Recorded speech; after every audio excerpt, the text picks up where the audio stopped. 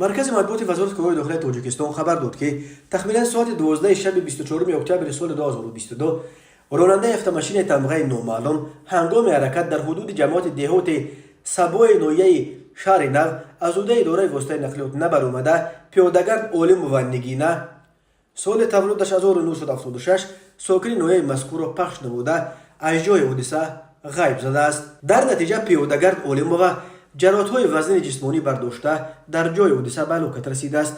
وزارت کارهای داخلی گفت برای معاین و دستگیر نمودن جنایتکار چاره‌بینی‌های اپراتیوی جستجویی ادامه دارند.